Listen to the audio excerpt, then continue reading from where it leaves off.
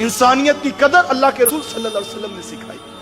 आप जानते हैं जिस वक्त फतह मक्का हुआ तो हजरत अबू कुहाफा रदी अल्लाह तआला अन्हु, हजरत अबू बकर सिद्दीक रदी अल्लाह तआला अन्हु के वालिद, इससे पहले भी ईमान नहीं लाए थे और 90 साल के करीब उनकी उम्र थी और आंखों से बिनाई चली गई थी और दाढ़ी शरीफ के सारे बाल सफेद हो चुके थे। फतह मक्का वाले दिन उनका इरादा बना कि मैं जो है वो इस्लाम कबूल करता हूं।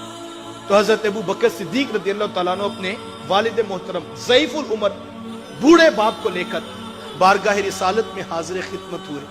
मेरे हुजूर ने जब दूर से हजरत अबू बकर सिद्दीक रदी अल्लाह तआला अन्हु के वालिद को आते देखा, मेरे हुजूर अपनी मसनद से उठ खड़े हुए और हुजूर, मैं अबू बकर आपने इनको क्यों तकलीफ दी, मुझ मोहम्मद को बताया होता मैं खुद आपके घर तशरीफ ले आता।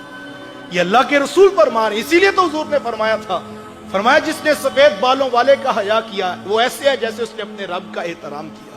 हमें अपनी औलादों को अदब और एहतराम सिखाना ये बड़ी चीज है।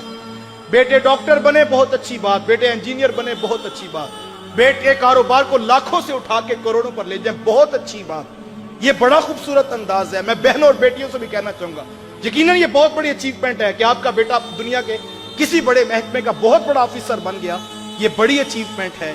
लेकिन मैं ये कहता हूं, मुझे बताएं, घर में लाखों की नेमतें हो, करोड़ों की आमदन हो, अरबों की जागीरें हो, लेकिन बेटे को मां से बात करने की भी तमीज ना हो, तो क्या आपको ऐसा बेटा कबूल है? आपको ऐसा बेटा कबूल है जो दुनिया जहां के कार हाय नुमाया कर चुका हो, लेकिन उसको रिश्तों का तकद्दुस ना पता हो, उसे बड़ों से बात करने का अंदाज ना आता हो, उसे छोटों पे शफकत का अंदाज नसीब ना हुआ हो? तो फिर असल चीज तरबियत में ये है, अपनी औलादों को रिश्तों का तकद्दुस सिखाएं। और ये होगा कैसे? जब हम अपने रिश्तों को तकद्दुस खुद देने का मिजाज पैदा करें। हमारे यहाँ बाज़ औक़ात होता है कि बेटा बेलगाम हो जाए चचा के सामने तो माँ बड़ी खुश होती है, चलो हमारे बदले भी ये पूरा करेगा। बाप के सामने बेटा उठ खड़ा हो तो माँ अंदर से मुतमईन होती, चलो मैं इतनी सारी जिंदगी बोल सकी, चलो ये मेरी बात अब पूरी करेगा। मैं कहता हूं, आप जब बेटा किसी के साथ बदतमीजाना लहजे में बात करता है, कभी उसकी हौसला अफजाई ना करें, कभी उसके इस रवैये के ऊपर दिल में खुश ना हो को चलो जो है वो सास के सामने मैं तो नहीं बोल सकी लेकिन मेरा बेटा जो है पूरा बदला पूरा करेगा।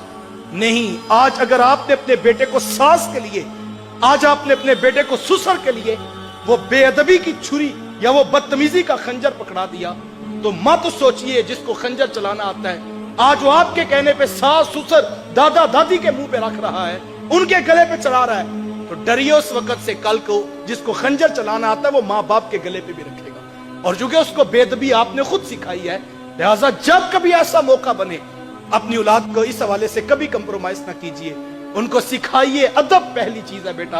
और आप पढ़े बहुत अच्छी बात, आप लाखों कमाए बहुत अच्छी बात, आप करोड़ों की जागीरें बना ले बहुत अच्छी बात, लेकिन असल चीज ये है कि रिश्तों का तकद्दुस हो, इंसानियत की कदर हो, सबको साथ लेकर चलने का मिजाज सीखिए, चीजों की बजाय लोगों की कदर कीजिए।